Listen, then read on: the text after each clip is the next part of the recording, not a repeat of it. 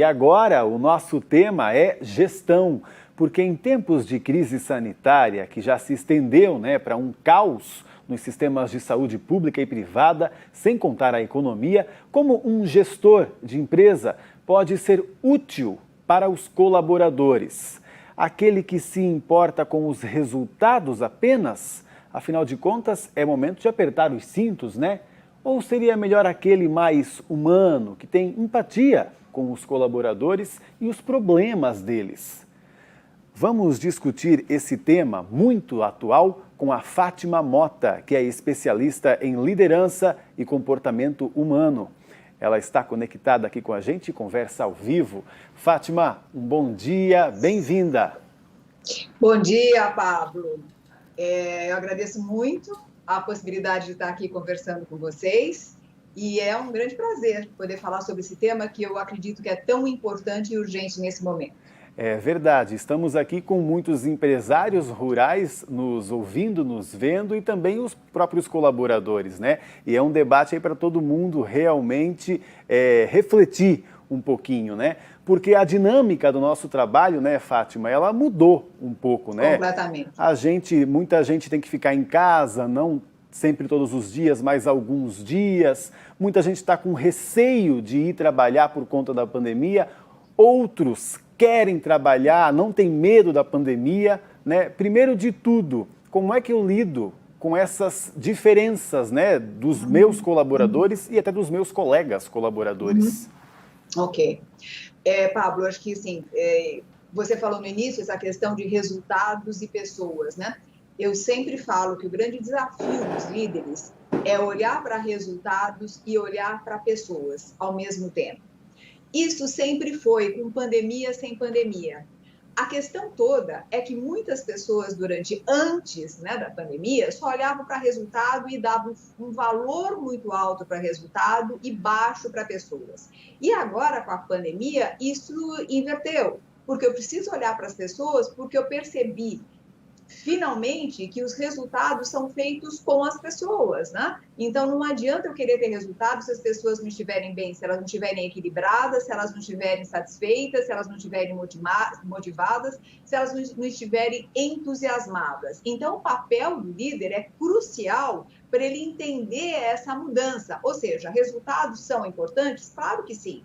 Vão continuar sendo importantes, daí o foco na estratégia. E aí, fazendo uma ponte, né?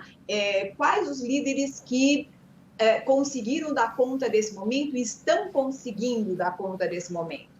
Primeiro, eu preciso olhar para a estratégia, mas não adianta eu olhar só para a estratégia, eu preciso ter uma liderança mais humanizada. Então, eu diria que a humanização está no centro. Poder entender que atrás de um CPF tem uma pessoa e atrás dessa pessoa tem uma família.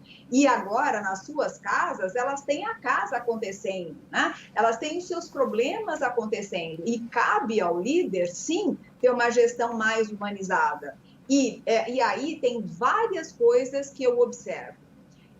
Uma delas é a questão da comunicação, que ela precisa ser muito clara. E todos os líderes que se saíram bem foram aqueles líderes que se comunicaram com a equipe de uma maneira clara, transparente, sem deixar nenhum tipo de dúvida e sem deixar as coisas, sabe, terem um ar de será que é isso, será que não é isso, né? Será que eu acredito, será que eu não acredito? Então, comunicação vem junto com confiança, né? Então, se eu tenho uma comunicação clara, eu passo a confiar no meu líder. E aí eu posso te dar vários exemplos, né? Infelizmente, eu vou falar alguns exemplos fora do Brasil e outros aqui do Brasil. Eu vou pegar um exemplo, eu acho que claro, que todos, não há dúvida, né? Que é a Luiz Helena Trajano. Ela foi uma líder fantástica, né? Que de cara ela se comunicou e conseguiu dobrar o valor da marca dela. Então, veja o quanto que ela foi estratégica e, ao mesmo tempo, ela teve uma comunicação muito fluida com todos e, ao mesmo tempo, se preocupou com uma consciência coletiva. Então, o interessante é que, se nós pesquisarmos, os líderes que mais se destacaram nesse momento são mulheres. E por que mulheres? Porque quer queira, quer não, elas têm a questão da coragem, da resiliência e da assertividade, que são 3 outras características importantes para dar conta desse momento. Então, precisa ter coragem para enxergar a situação tal como ela é. Não dá para ficar brincando com a situação. A situação é complicada? É. Se eu tenho um colaborador que tem alguém com Covid, eu preciso tirar, eu preciso isolar. Se eu tenho um colaborador que está com problemas emocionais ou até mentais, eu preciso olhar para isso. Eu não posso fazer de conta que não existe, né?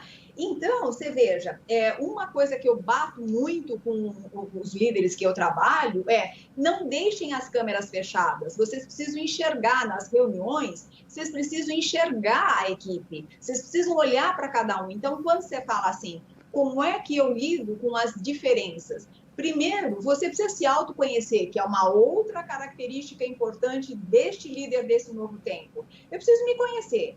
E me conhecendo, eu também preciso conhecer outras pessoas, como as outras pessoas pensam, como as outras pessoas sentem, como as outras pessoas agem, que não é exatamente como eu sinto, como eu penso e como eu ajo.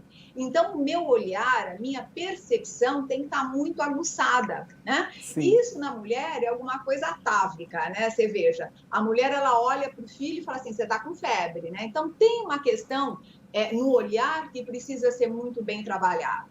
Tá certo, não é só uma questão até de um tratamento padronizado, que não deve ser assim, né? Não. E também você citou aí algo muito legal, até dessa preocupação com o resultado, que tem alguns que podem achar que devem escolher por ela, né? Porque não podem deixar os números caírem da empresa, só que a melhor estratégia, muitas vezes, para o resultado ser alcançado é justamente o tratamento humanizado que vai fazer esse colaborador entender como ele é importante ali no processo, né? Mesmo com uma situação que tá todo mundo aí mais sensível, mais frágil, né? Isso.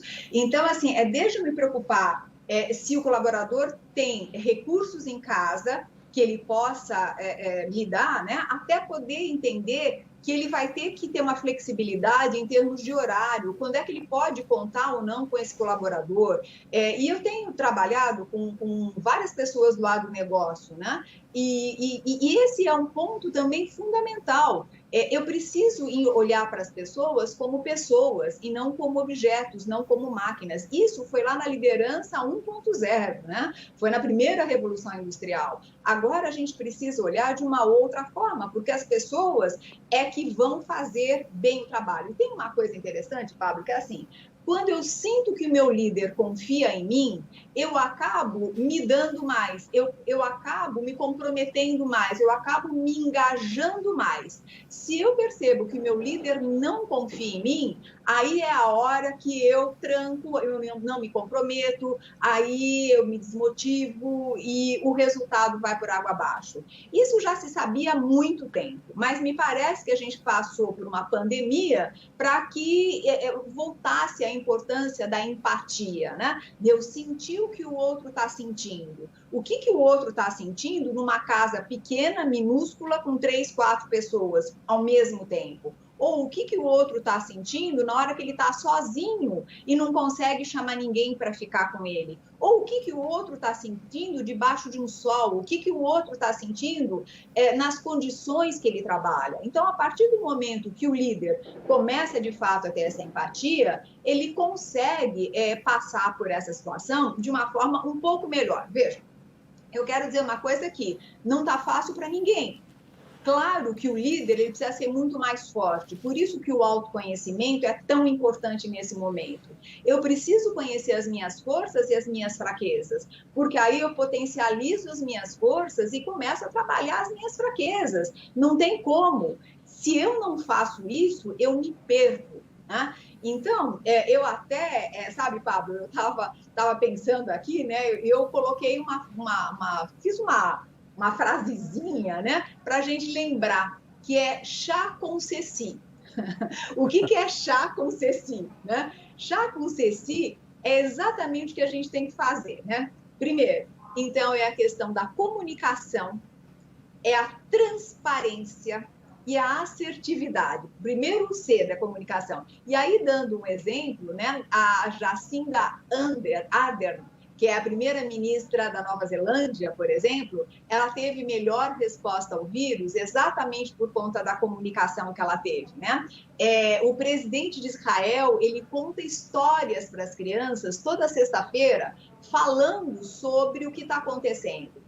A primeira-ministra da Dinamarca também, né? E todos os líderes que eu conheço aqui do Brasil, né? Os nossos líderes de empresas que se deram bem, então posso falar de Scania, posso falar de Renner e tantas outras, né? Que estão se saindo bem. O que acontece? Tem uma comunicação direta e clara. A própria ESPM, que eu trabalho, né? Tem uma comunicação. Então, esse é o primeiro C. O H do chá é a humanização. Não tem jeito, nós já falamos bastante disso, é enxergar as pessoas como humanos seres. Né? O A é o A de adaptabilidade. Nossa, o líder que não se adaptou de uma forma estratégica, ele dançou. Precisa se adaptar, não tem jeito. Então, é a adaptabilidade. E junto com essa adaptabilidade, eu preciso me autoconhecer para saber o quanto que eu sou rígido ou não nessa situação. Certo. Então, adaptabilidade e autoconhecimento. Fátima, pena que o nosso tempo é curto aqui, mas a gente conversa mais vezes, por favor. Eu vi que você consegue, né, nos explicar de forma muito clara aí essas situações. Muito obrigado, viu, por ter vindo hoje. Obrigada com você. Depois tem o Ceci, tá? Não esquece, é o chá com o Ceci. Eu só falei do chá. Então, o Ceci fica outra vez, tá bom? Vamos falar disso, então, daqui uns 15 dias. Combinado. Um abraço e obrigado. Muito obrigada, Pablo. Até mais. Tchau. Obrigado você. Tchau, tchau. Tchau.